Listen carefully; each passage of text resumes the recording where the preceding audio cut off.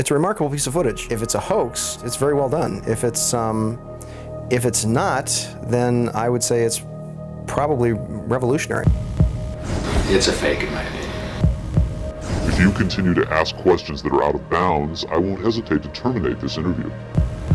This is powerful because this is not a staged event. This is real.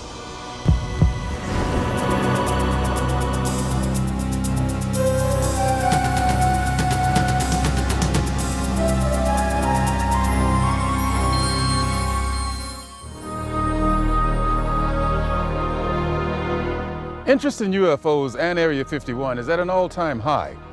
Last year, a highly rated TV special and best-selling home video purported to show an actual autopsy of an alien being from the famous Roswell, New Mexico crash of 1947. Many people and even some experts believed that autopsy footage was genuine. If that was indeed the body of an alien being from another world, could the footage in this program be the world's first hard visual evidence of an actual living and breathing alien being? An alien being communicating in an interview with a highly covert arm of the US government?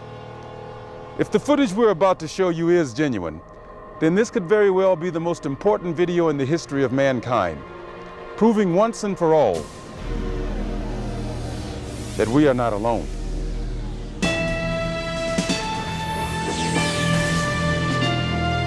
Within Nevada's Nellis Air Force Range, protected by the tightest security in the world, is the Groom Lake Test Site, aka Dreamland, aka Area 51, an installation so secret the government cryptically acknowledges its existence only as an operating location. Until recently, the military flat out denied the presence of such a base. It has served as the testing ground for many secret research and development projects, such as the U-2 and SR-71 Blackbird spy planes, the F-117A stealth fighter, and now the SR-75 penetrator, the super-secret replacement for the SR-71. Every morning, a select group of specialists with high security clearances, some reportedly as high as 38 levels above top secret, arrive at McCarran Airport in Las Vegas to be flown to Area 51 aboard a Boeing 737.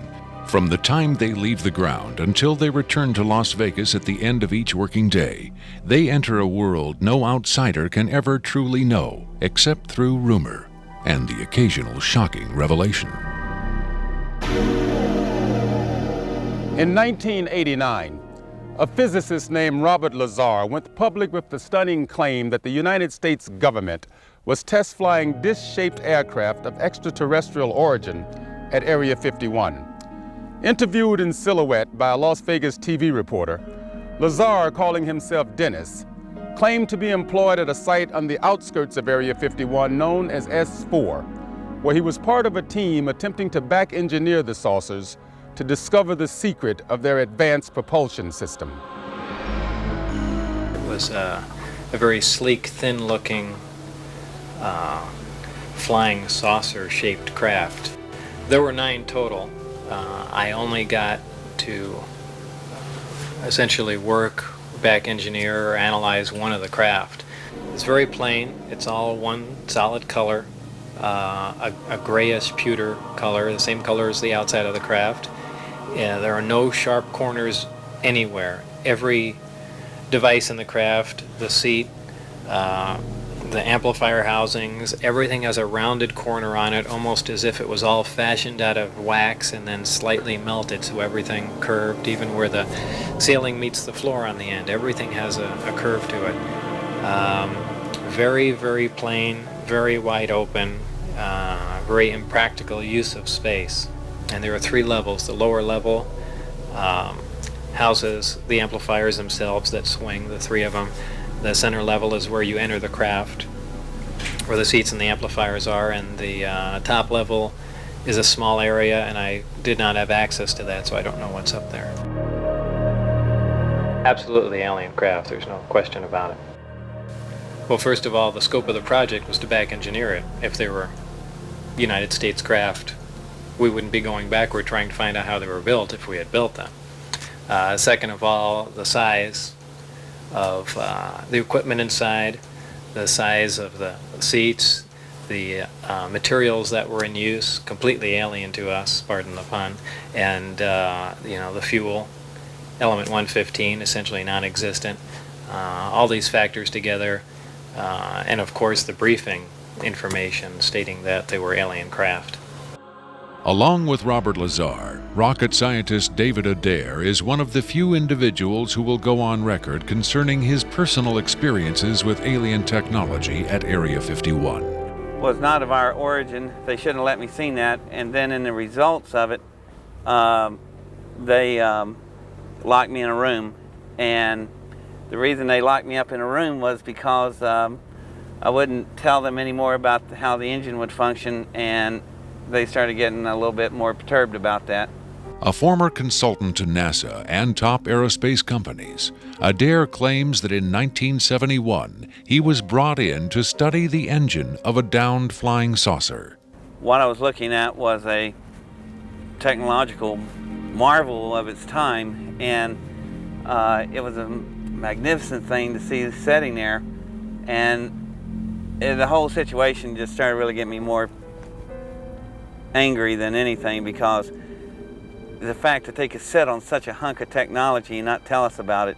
Here we are using liquid fuel engines and rockets at NASA, and here they got an engine that's probably, in theory that we know of, could be a speed of light, an engine capable of speed of light or even faster.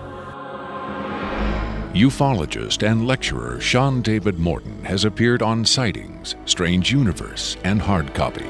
He offers his own perspective on Lazar's stunning claim and the super-secret Area 51.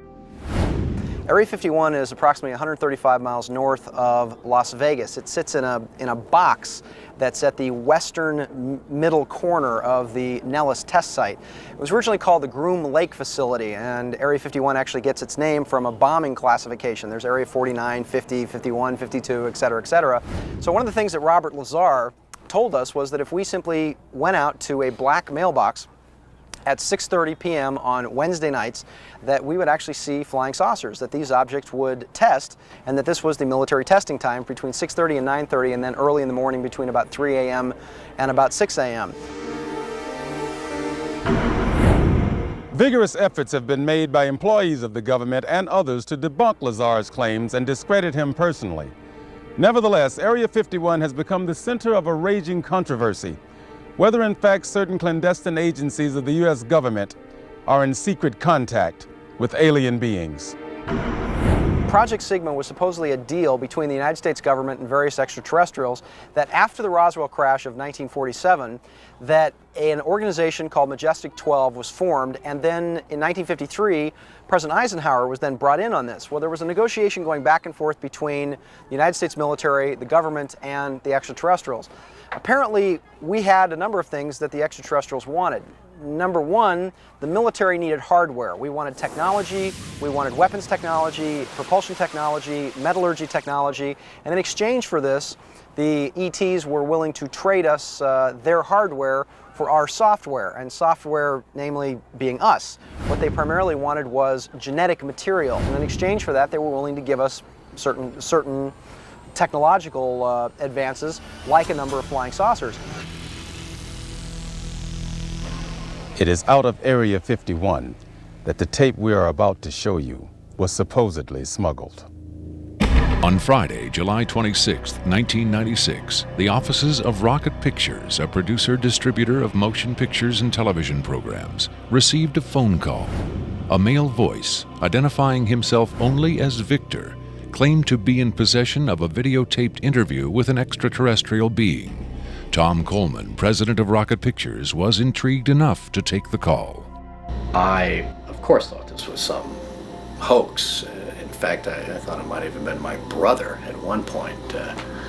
But as we spoke, this was someone who seemed to be very serious.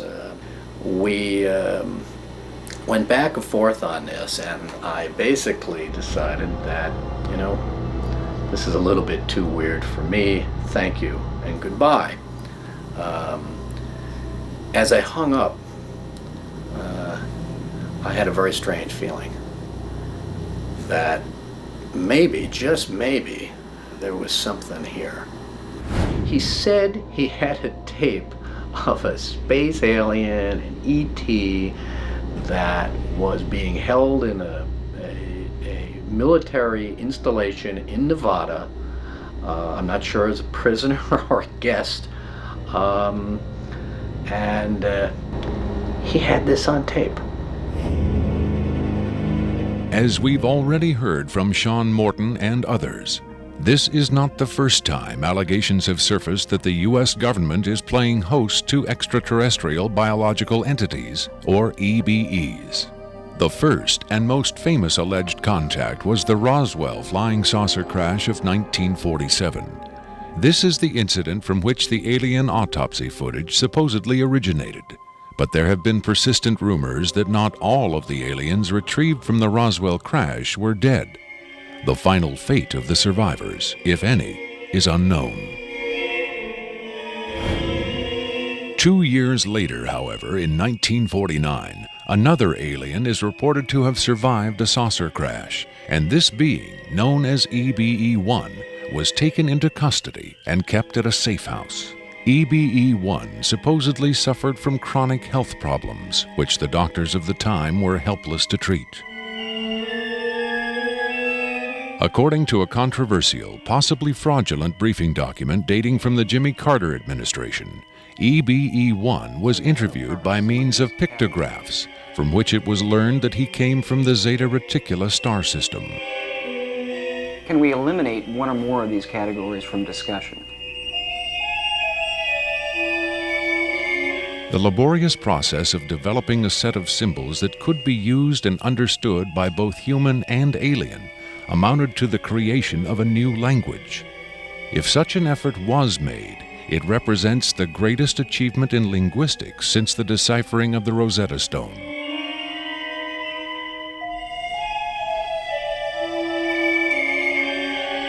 That such an achievement would be kept secret illustrates the hysterical paranoia of the time as the Cold War intensified under the threat of nuclear annihilation.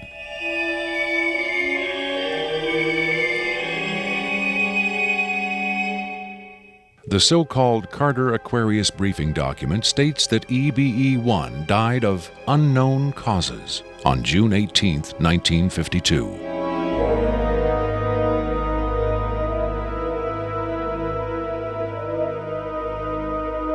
Skeptics who doubt the authenticity of the Carter-Aquarius document find it unbelievable that highly advanced alien beings would allow one of their own to die under the primitive medical care of a species that had barely begun to conquer its own diseases.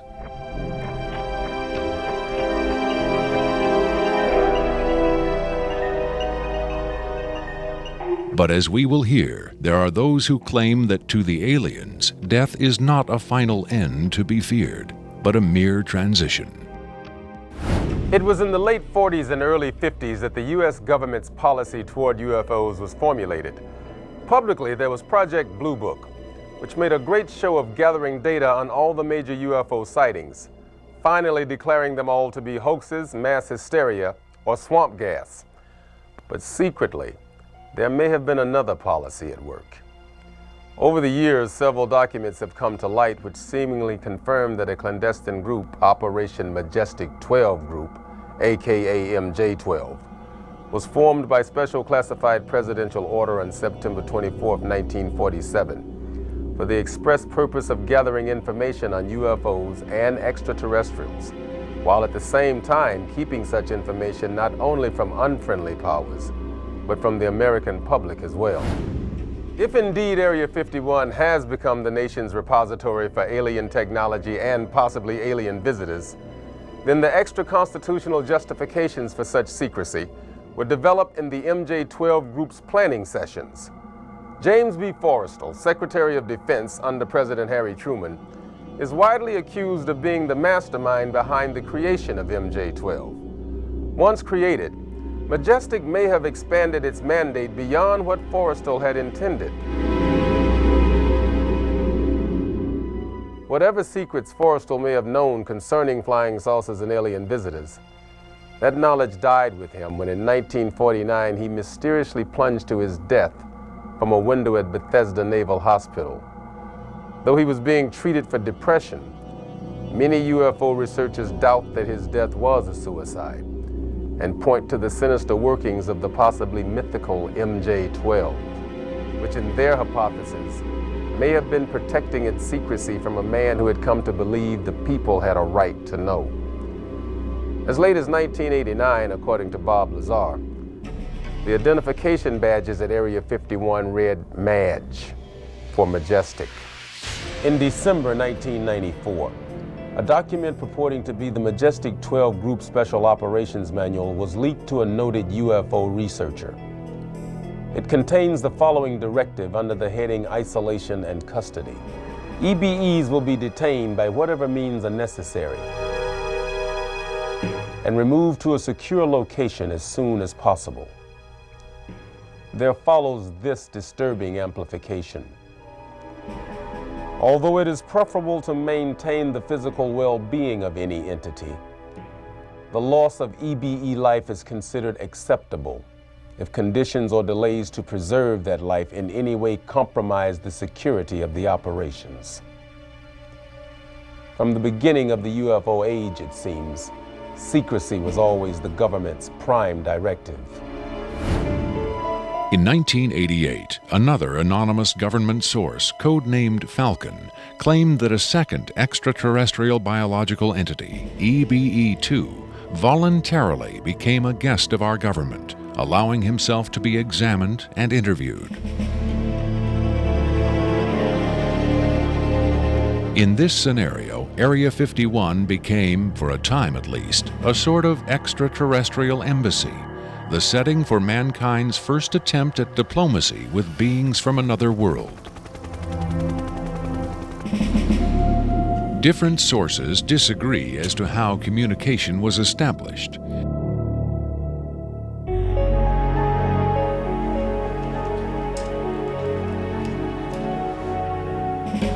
There is universal agreement that the EBEs are incapable or unwilling to speak human language.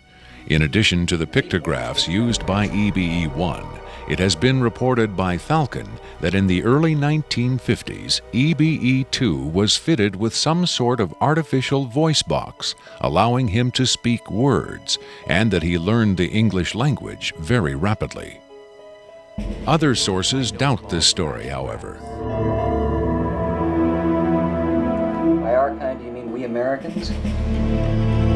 What has been reported most persistently is that the aliens communicate via thought projection, or telepathy. They would have been tortured, made to give up their secrets, instead of questioned in this friendly manner.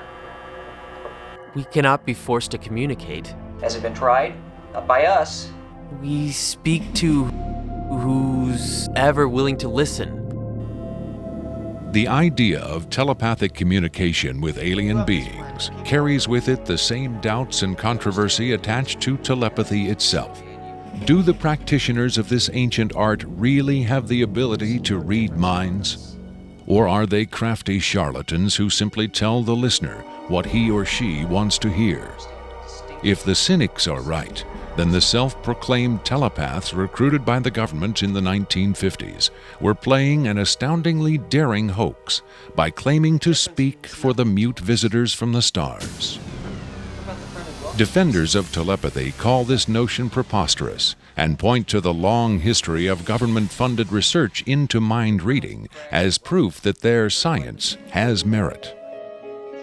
In the last 4 decades, there have been persistent, often contradictory rumors and even eyewitness accounts of other alien visitors meeting secretly with military or government officials. But what about today?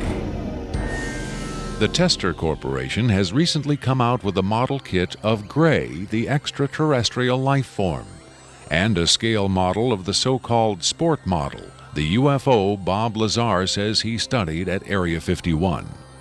This UFO kit has quickly become one of the most successful model kits in the history of the company. If the military is, in fact, conducting tests of extraterrestrial spacecraft at Area 51, then where are the alien creators of these craft? In his first TV appearance under the pseudonym Dennis, Bob Lazar was asked if there are living aliens at Area 51. Clearly nervous, he evaded the question by saying, quote, "I really want to steer away from that right now," unquote. In subsequent interviews, however, he admitted catching a glimpse of two scientists talking to a strange short figure with long arms. He also reported seeing several documents that seemed to contain first-hand information on alien civilizations.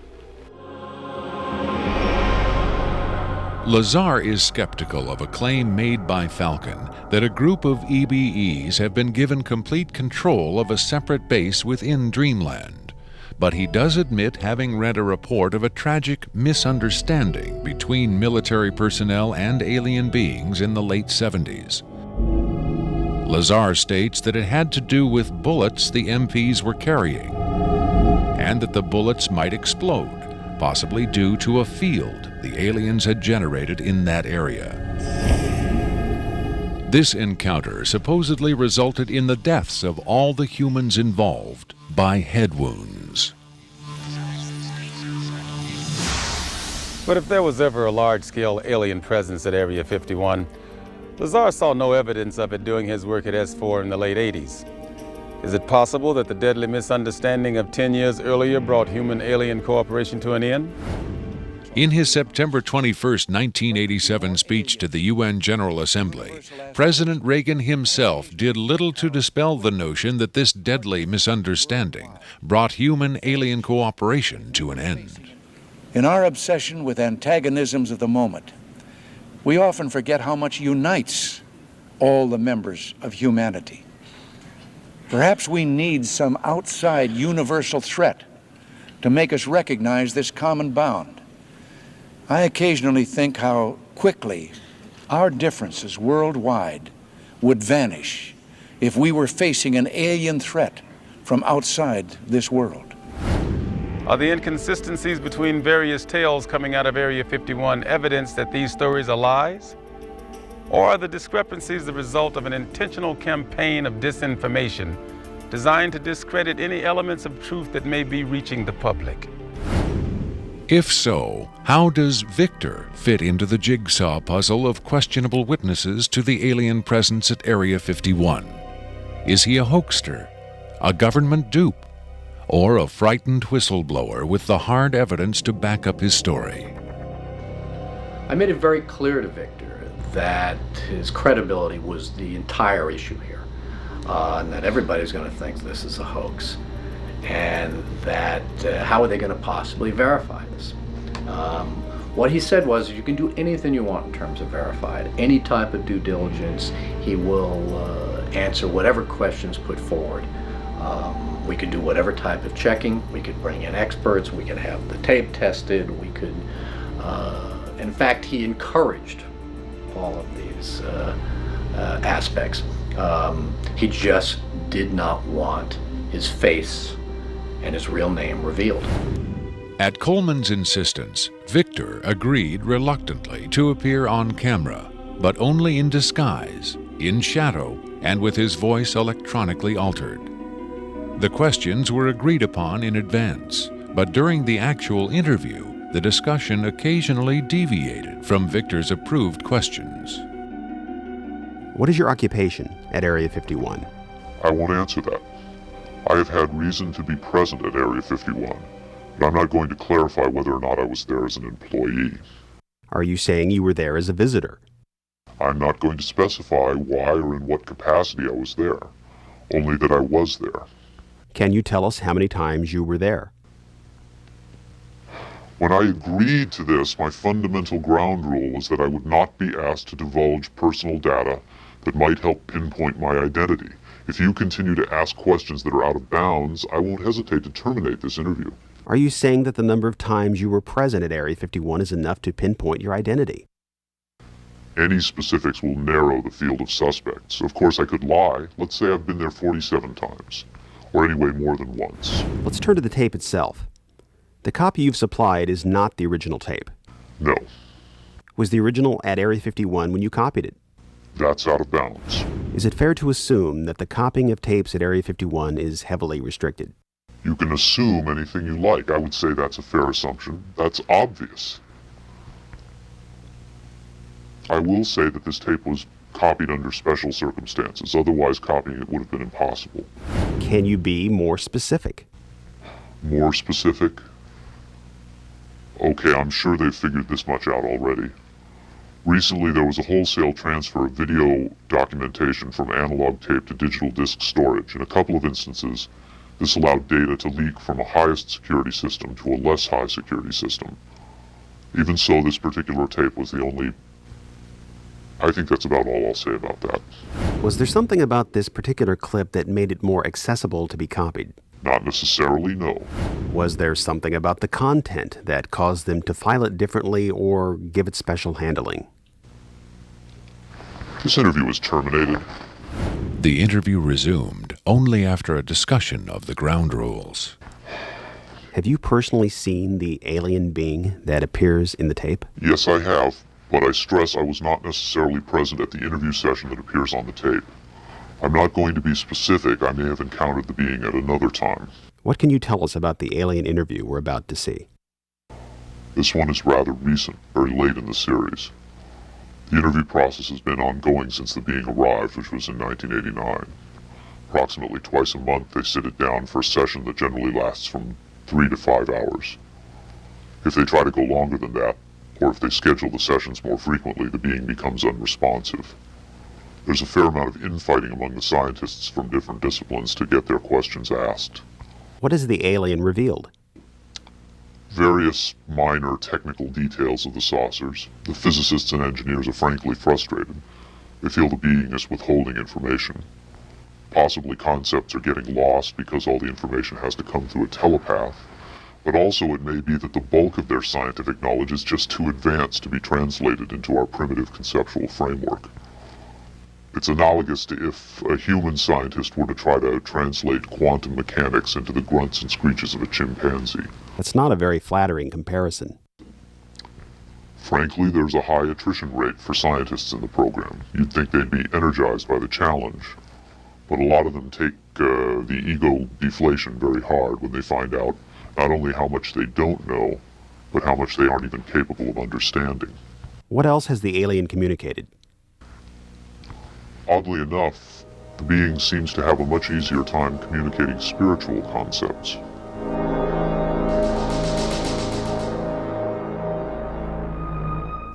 The human body is a vehicle, a vessel. And the vessel must be maintained to serve the spirit with maximum efficiency. But a broken vessel can be replaced. The human spirit, or the soul, can have many vessels. Is the process natural or technological? Both are one. Technology is a natural excrescence of humanity. Technology is a process the vessel uses to perfect itself. So this transference of the soul from vessel to vessel, did your kind create the mechanics of it, or is it a natural... Did it predate the intellectual creation? Before understanding must come acceptance. Then it's not technological. Well, I think what he's trying to say is that the question is meaningless. The soul can travel from vessel to vessel. Reincarnation, transfiguration, whatever. It's real. What I'm getting at is, does he know how it's done?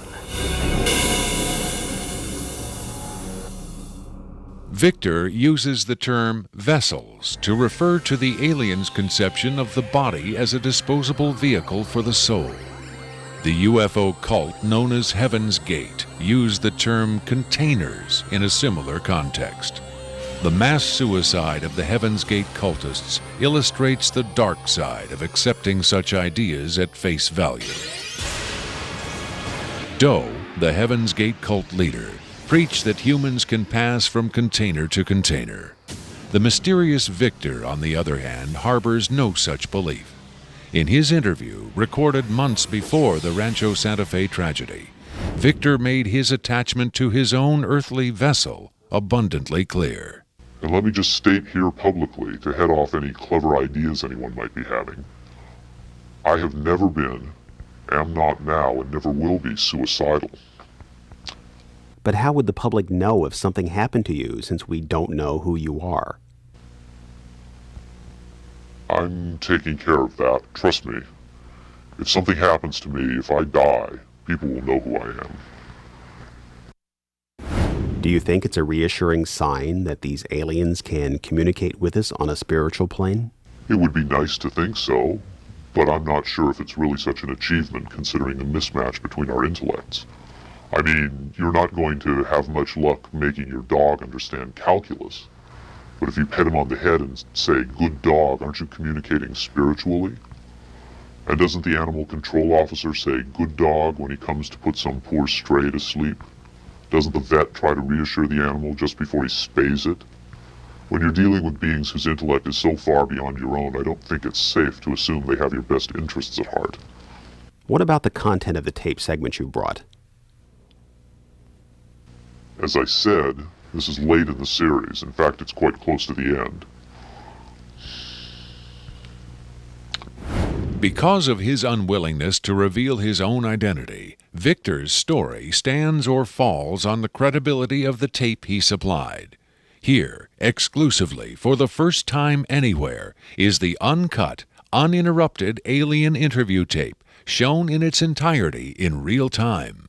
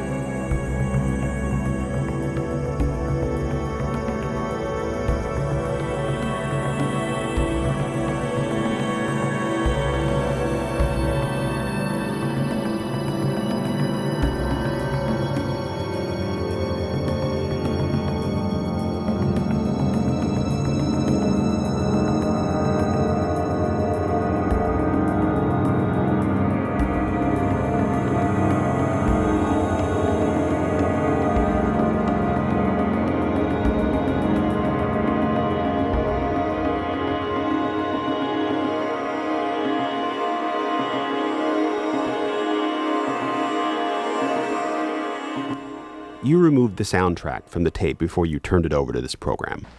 That's correct. I can't allow the voices of the project personnel to be heard by the general public. There's a very good chance their family or friends on the outside might recognize them. Isn't your purpose in releasing this tape to expose Area 51 to the world? My purpose is to expose the existence of the aliens, not compromise these individuals. I made the decision to come forward. I'm taking precautions to protect my own identity, and I don't think it's fair for me to put these others in danger of exposure. In any case, the interview on the tape went nowhere. It was interrupted, as you'll see. Can you describe for us what we're seeing? All right, we're looking at the interview suite at S4. It's kept dark for the comfort of the aliens.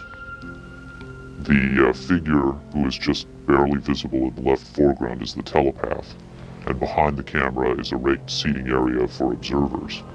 Although in this case, I believe the only other person present was a military aide. The alien is seated behind a glass partition in a biocontainment area, which is maintained at biosafety level 2, the lowest designation. That's primarily for the protection of the aliens, not us. The theory is that if they were going to infect us with an alien bug, it would have happened 50 years ago. In fact, all the indications are the aliens eliminated microbial and viral life from their own ecosystem long ago. They aren't susceptible to our diseases directly, but it has been shown that microbes can reproduce and form colonies within their respiratory systems, which tends to exacerbate the debilities they seem to suffer anyway in our environment. In fact, you can see here the alien is beginning to flag. The interview was not going well. The telepath was trying to clarify some points from a previous interview, but he wasn't receiving coherent responses. As you can see, the being is in real distress. At this point, the telepath is sending out a message to the medical staff. He's trying to communicate with the alien, but he's getting no response.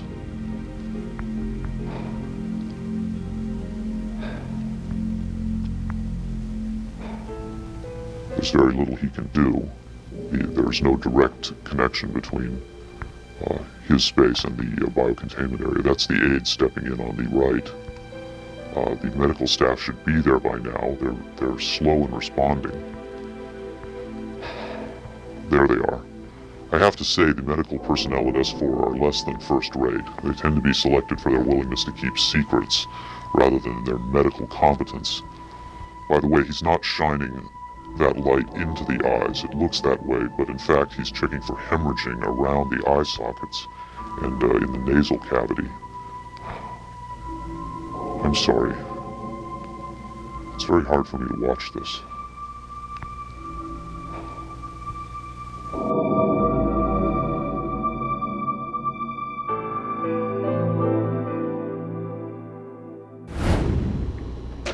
You're asking me if I think this is real?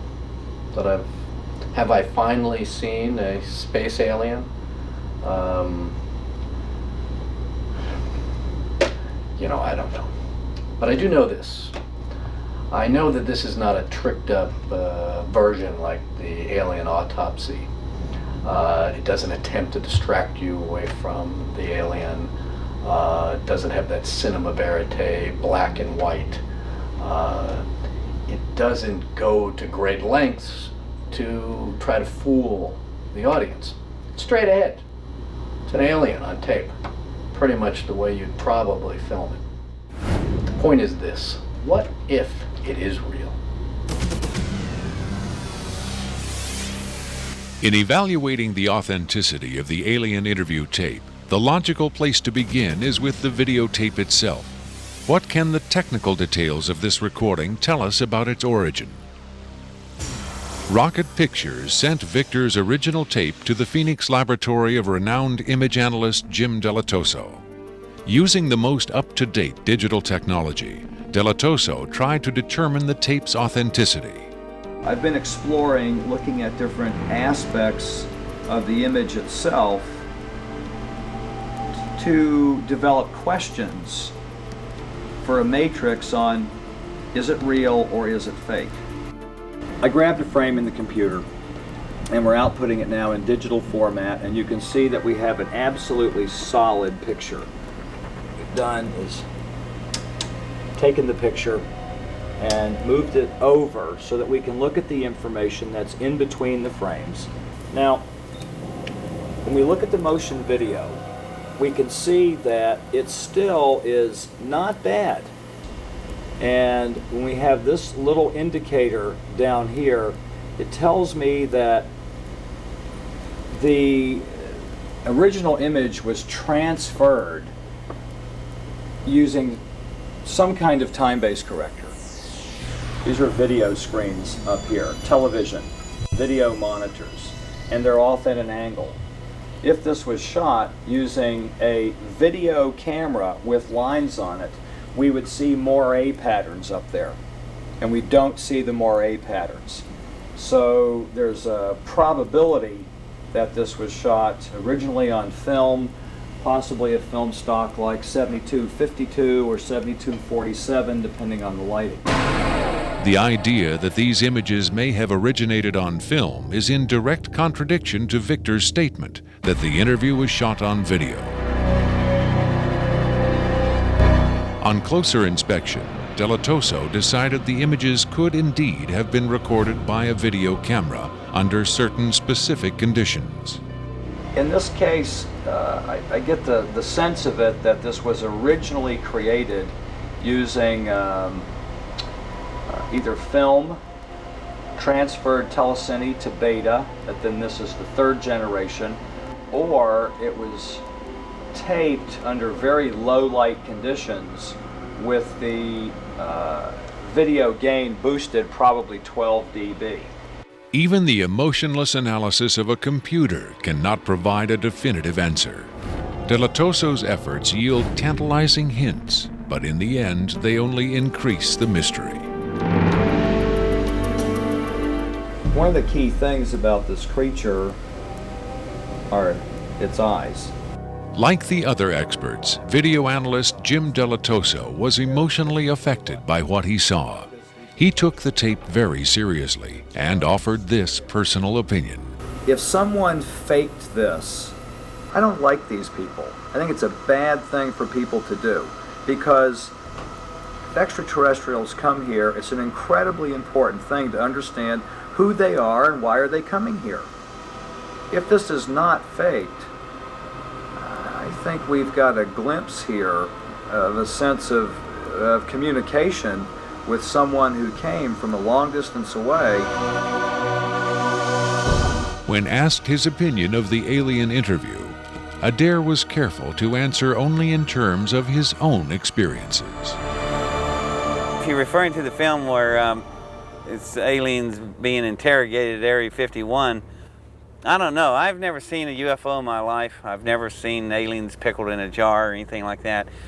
But I know I saw an engine that wasn't from our terrestrial technology.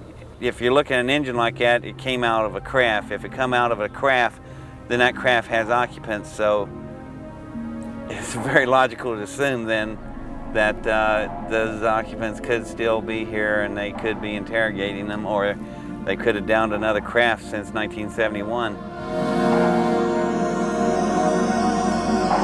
Makeup artist John Criswell has provided special effects creatures for many Hollywood motion pictures and television shows, such as Spaced Invaders and Babylon 5. Hired by Rocket Pictures to create the aliens for the recreation segments of this program, Criswell was very interested to finally see the real thing. By Hollywood standards, I would say it's a pretty decent puppet. Well, to be honest with you, I would love to buy this being real, but it's probably a hoax. Well, I think this is a really cool design, and it's a great concept, but I think I could have done better. Whoever did this, I mean, they could have a job in Hollywood in a minute, no problem. This one has a much creepier quality than the alien autopsy tape, I think. That one I definitely didn't buy just because of the way it laid on the table. There was a couple of things. This actually, whoever did this was, or if someone did this, they were very clever because it it hides a lot of stuff. So that's what makes me kind of disbelieve it a little bit. But, you know, who knows? Criswell thought the alien exhibited movements that would be difficult to fake. There are moments when this looks very real, and I don't know how they did certain little things about this. So right when I would say that it's definitely a puppet, he moves a certain way, or he'll lift up in the frame and all that, and all these little things are important to the, you know, to the character of him. Academy Award winner Rick Baker is one of Hollywood's reigning masters of makeup effects. He transformed Eddie Murphy into a 300-pound man for The Nutty Professor and has created monsters for countless films, including An American Werewolf in London and the UFO-related Men in Black.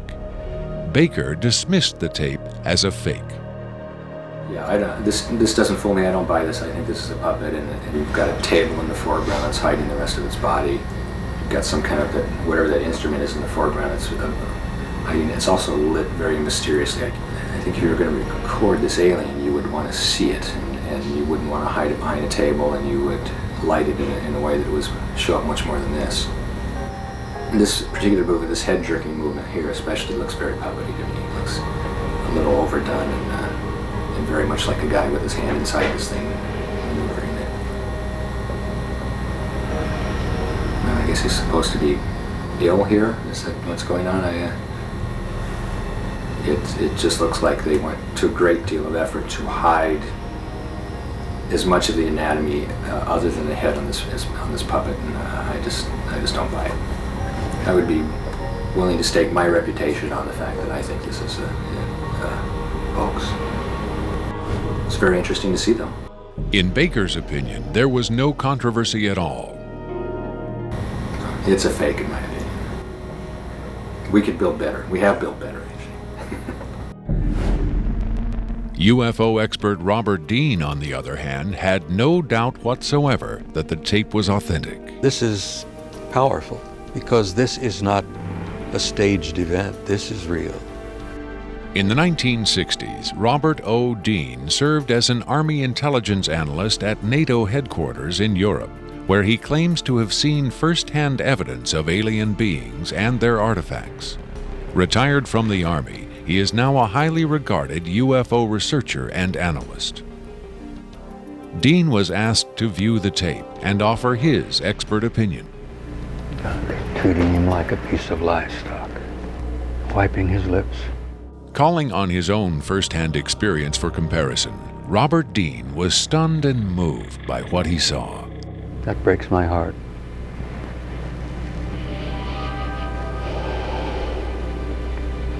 I think you've got yourself a piece of legitimate footage here, and I think you've got your hands on some pretty sensitive material. I don't know how the hell you got this. I don't know who you got it from, and frankly, I don't want to know who you got it from. But you got yourself a tiger by the tail with this footage. I would say, and I know that that's one of the things you ask of me, is that you've got yourself some legitimate footage of one of the little guys being interrogated and filmed. And there's a reality to it, and there's a sensitivity to it that literally breaks my heart. But I tell you very strongly, you've got something here that is very sensitive. Well, I know that the level of classification on this kind of a thing is so far damned above top secret that you can't imagine how sensitive this kind of thing is, and how delicate it is, and how tightly the government sits on anything like this. Sean Morton looked for clues to the tape's authenticity in the technical details of the interview's setting. Okay, there's a couple of interesting things about the tape right off the bat. Morton tried to decipher the time code at the bottom of the screen. First off, what you're looking at in the time code is DNI's Department of Naval Intelligence. So Department of Naval Intelligence, this would probably be a file number 27. It could be a security level, however, because security levels are supposedly go up to Q36, or the highest ones that we know about. The first interesting thing about that is that I'm noticing what looks like a medical monitor, and look at how slowly and erratic the heartbeat is. The heartbeat is literally 1, 2. It's very, very erratic, and it looks as though the heartbeat being as erratic as it is only about, from counting that, it looks like it's about 30 a minute or so. Morton suggested an alternate explanation for the video's dim lighting. One of the unusual things about most of these particular race of aliens is they are very, very sensitive to light. So a lot of these interviews are conducted in very darkened rooms. To Morton's eye, many features of this alien dovetailed with accounts of other first-hand contactees. Another strange thing about the physiognomy of these creatures is, as well, is if you will notice that the neck itself is not at the back of the head like a human being is. The neck is actually in the center of the head, which is what actually gives it problems holding its head and its neck up. Whatever this is, it's being taken, the interview is actually being done through a piece of glass, which is probably something somebody faking the photographs probably wouldn't think about. Right there we see that the creature appears to be choking. The dark eyes, in many cases, are actually a form of lens that guards the creature against untoward sunlight. It's a remarkable piece of footage. I mean, it's very, very, very, very interesting. If it's a hoax, it's very well done. If it's not, then I would say it's probably revolutionary. Another expert who was asked to examine the tape was Michael Hesseman, one of Europe's leading UFO researchers and author of the international bestseller Beyond Roswell.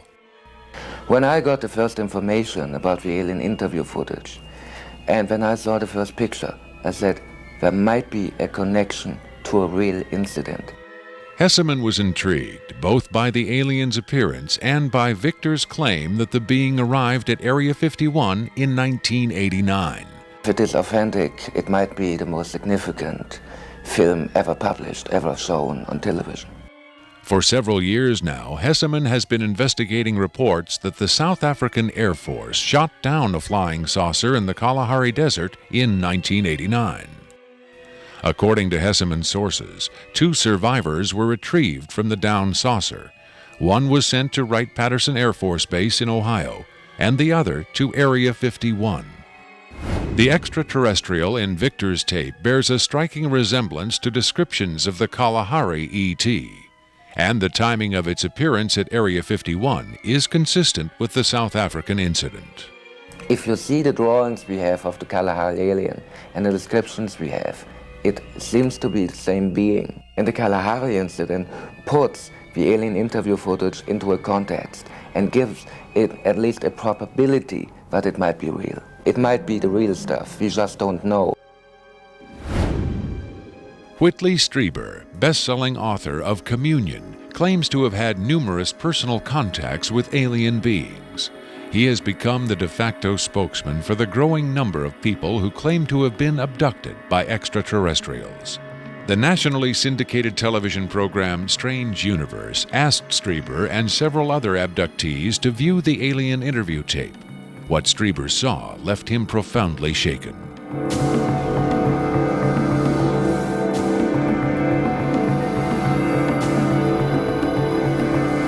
Strieber would not agree to be interviewed on camera for this program, but on Strange Universe, he had this to say.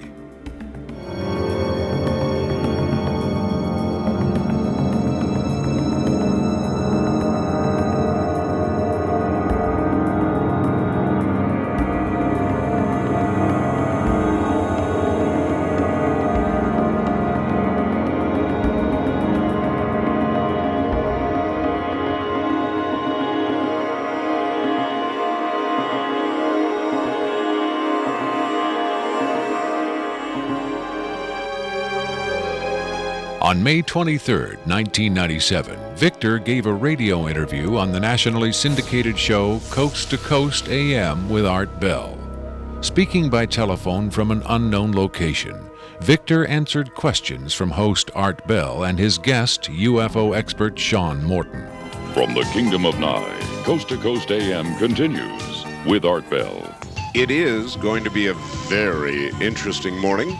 Let's see if we've got Victor on the line. Victor, are you there? I'm here. Welcome to the program, Victor.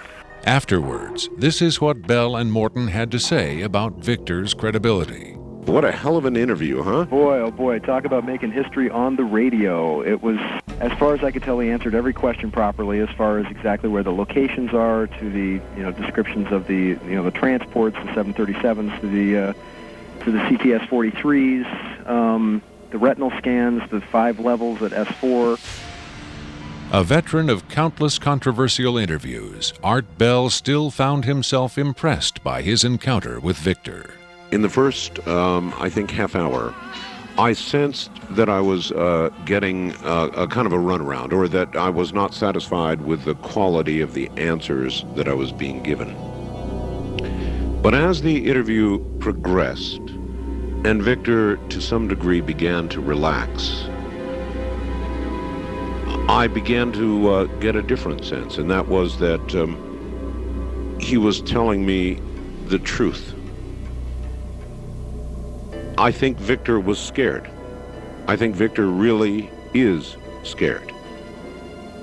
And so my judgment of the interview after about the first, maybe 20 minutes, half hour, is that we began to get some real information. It was a significant milestone. There's no question about that in broadcasting.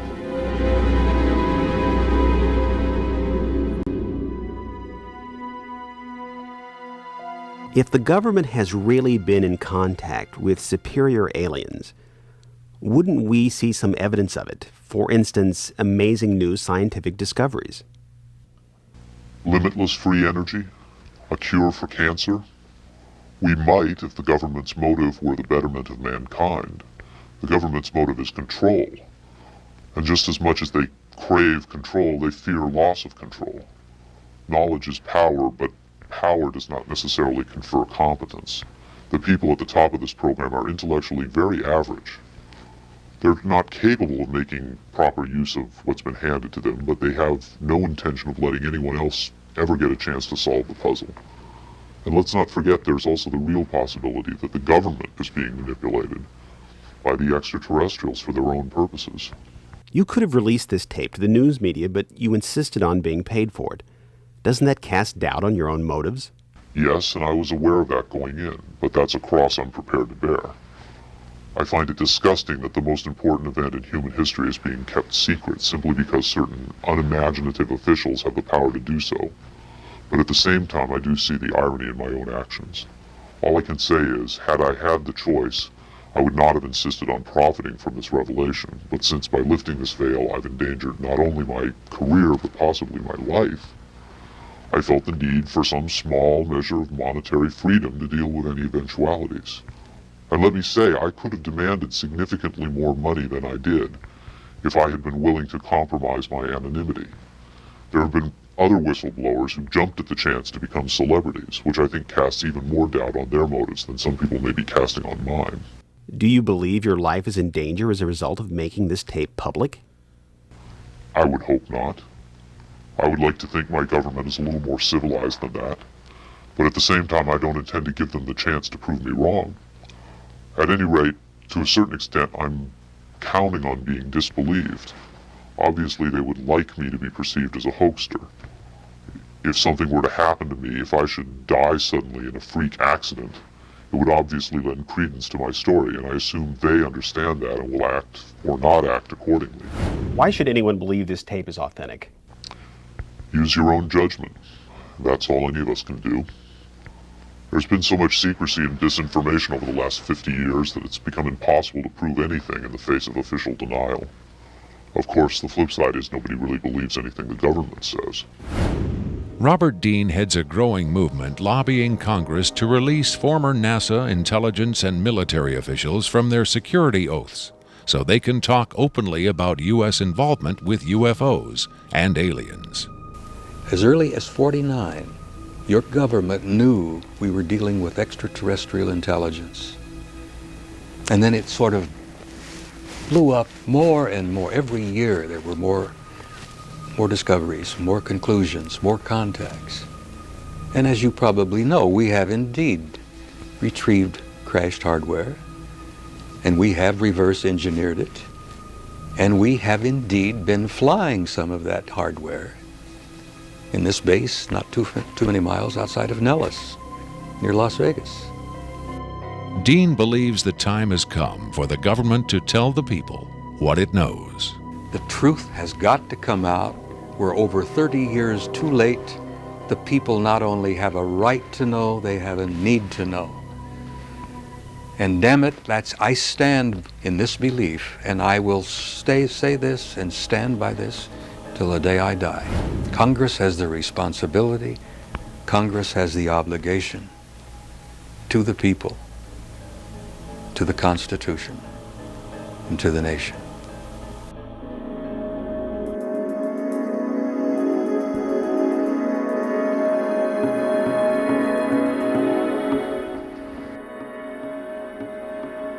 Did this alien die? I can't answer that with certainty.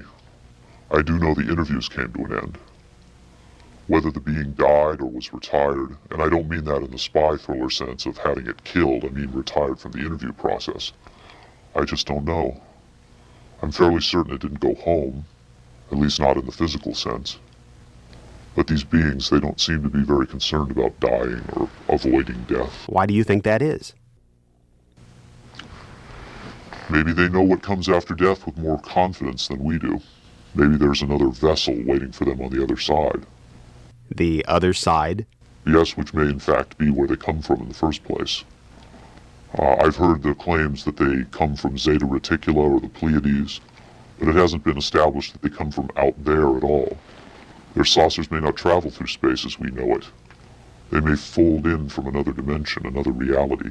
You make them sound almost supernatural, like angels or devils. Supernatural is just a term for aspects of nature we don't understand.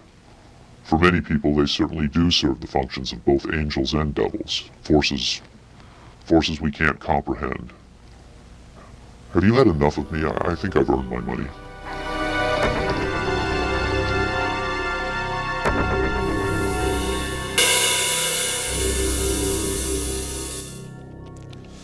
Is seeing believing? Can the images on this little tape really be what Victor claims?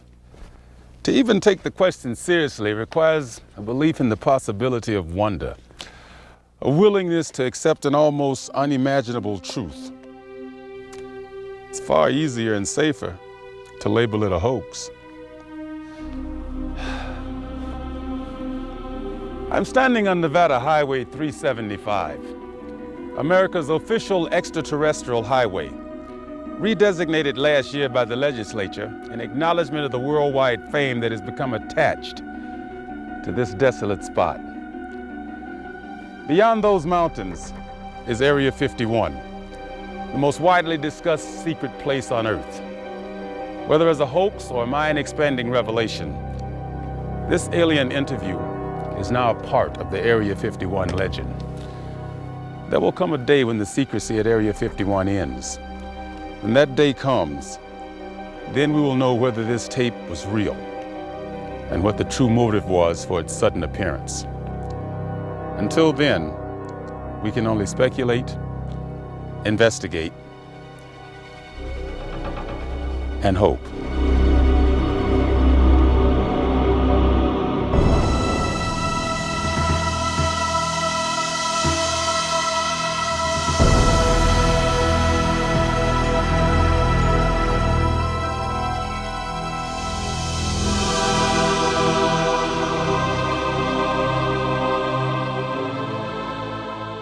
I've essentially been living in hiding. Essentially, my life from before your documentary ended with that phone interview, and since then I have been living by my wits.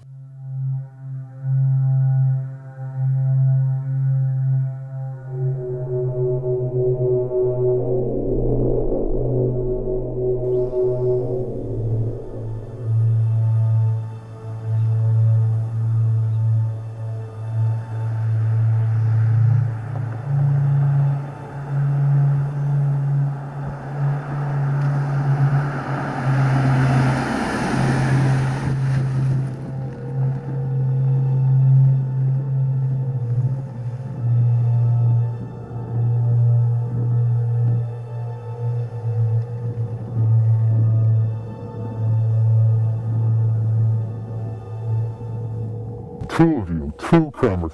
I was under the impression that it would only be you and your camera. All right, Victor, duly noted.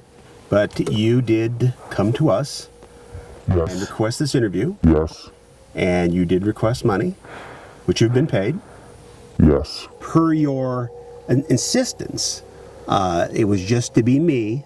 Yes. And I'm not a professional cameraman, so I did bring along a second cameraman to shoot some additional footage so we have something to cut to.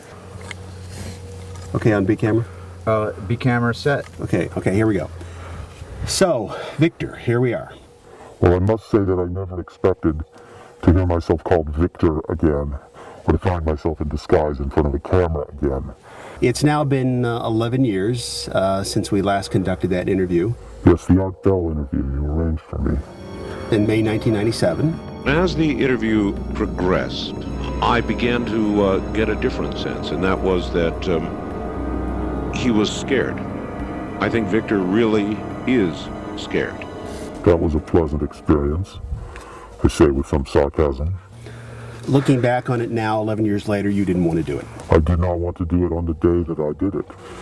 You and that rocket man foisted it upon me after we had made an agreement for one on-screen appearance in your little documentary. And then somehow that agreement metastasized into an ongoing series of promotional appearances, which was not part of the agreement.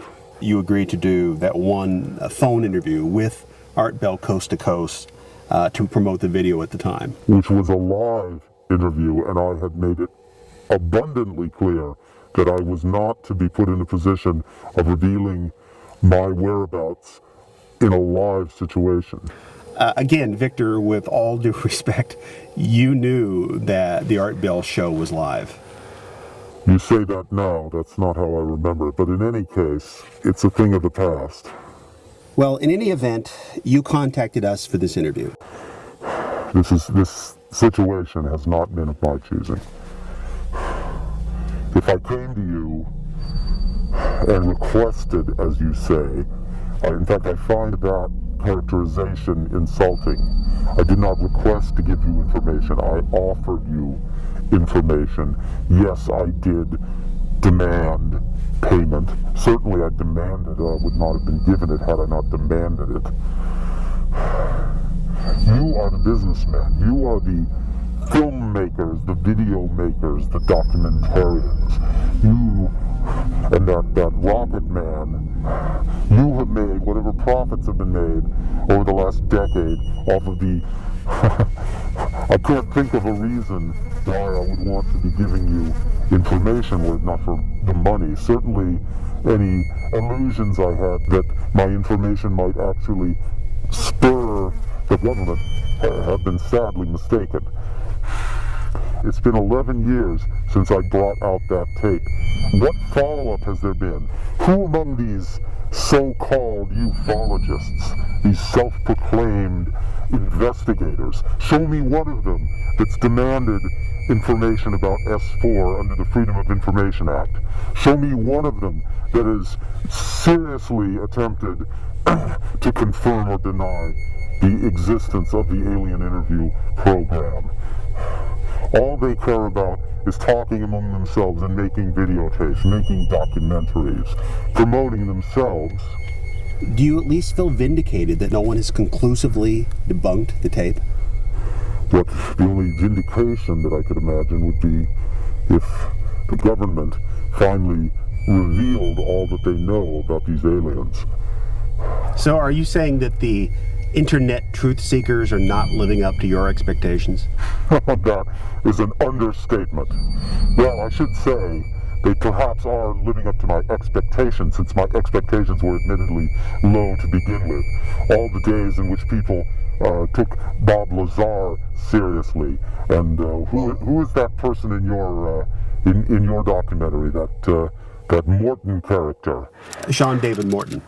Yes, a researcher. What has he discovered to corroborate or debunk the interview since that time? He was more than happy to take it at face value.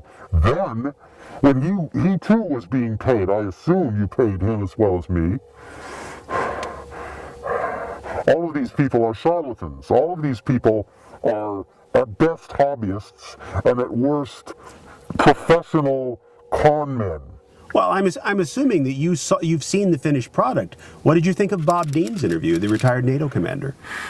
Well, he took the video at face value, but that was a case of being correct by accident. What about Rick Baker? Rick Baker's won Academy Awards. Rick Baker is a professional makeup artist, a makeup businessman. It's in his best interest to say that he can do much better than the real thing. And that other makeup man, the same goes for him. The John Criswell. John Criswell, yes. They both were happy to brag that they could create a more realistic alien. Fine. Well, where is it? In the Men in Black movies? In that ridiculous alien autopsy footage? Show me a more authentic alien than the one in that interview. By all means, if these makeup people are capable of creating a more realistic alien, then show me, compare it, place it before the public. These people are show people. Everything for them is hyperbole. My contempt for the viewers of your documentary over the last 11 years knows no bounds. They've been like children, mocking it, or on the other hand, credulously accepting it with no attempt to evaluate the material on its own merits, or to discover any new material to support or debunk it. This is not a joke. This is not a hoax. Certainly I'm staking my reputation on it. If an anonymous individual in a rubber mask could be said to be staking his reputation on anything, I challenge these ufologists to debunk me, discover my identity. If they really believe that the alien interview footage is a hoax, prove it. Show where it was faked. If they believe that the alien in that footage is a puppet, prove it. Find the puppet maker. If they believe that I am a hoaxer, prove it. Discover my real identity. It certainly doesn't matter to me at this point. Do you need some water? Let me say,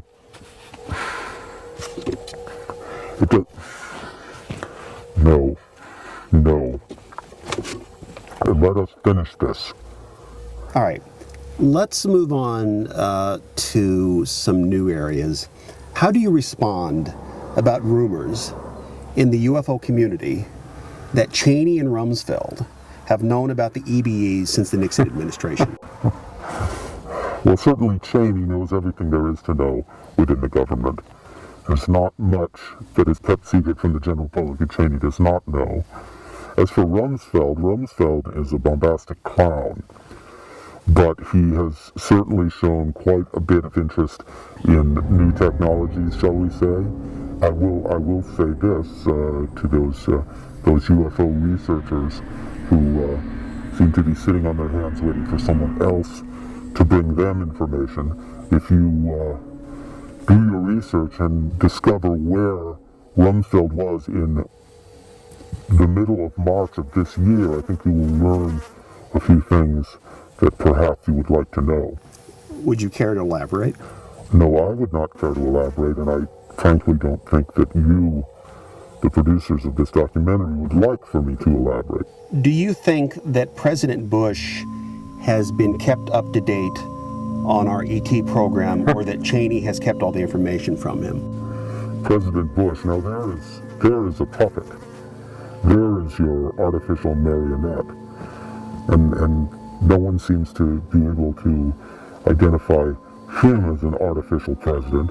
Why should they be able to recognize a real alien when they see one? President Bush is irrelevant to the process of government, and certainly irrelevant to the decision-making that goes on from the vice president's office. While we're talking about the current administration, what are your thoughts about 9/11? I'm not going to talk about 9/11. You're not going to talk about 9/11. 9/11 is like the Bermuda Triangle. 9/11 is not part of this story. Shall we say that?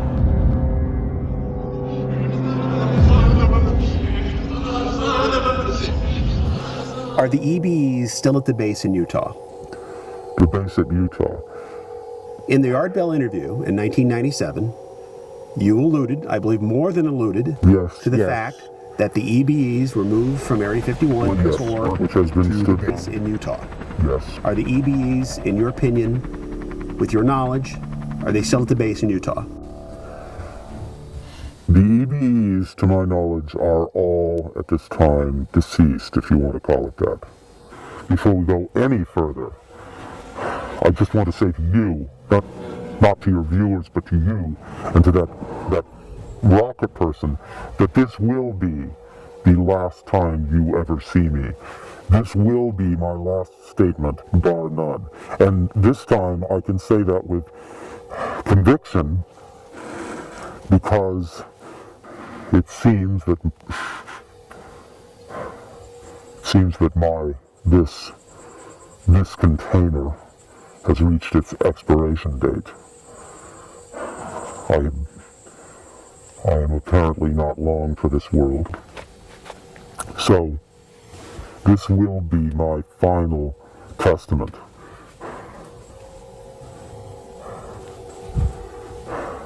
And what is your final testament? Thank you for the compassion. As I intimated on the Art Bell interview, my involvement with S4 and the Alien Interview Program did come to an end in 1997, and I have not been involved with the Black Ops program for more than a decade. However, I have been in contact with certain individuals who are still involved in attempting to make sense of the information that was gathered before the aliens discorporated. And I'm here to tell you, gentlemen, that if I am not long for this world, you are not much longer. As the Bible thumpers say, the end times are upon us. The end of the world? The end of the world. We have been tested and found wanting. The aliens came, they presented themselves to humanity. They were taken and held and questioned and allowed to die. And now the reckoning is at hand. Let me give a task to these so-called investigators, these ufologists. Look into the record and attempt to determine where Donald Rumsfeld was on March 23rd of this year. What is the significance of this Rumsfeld date that you keep referring to?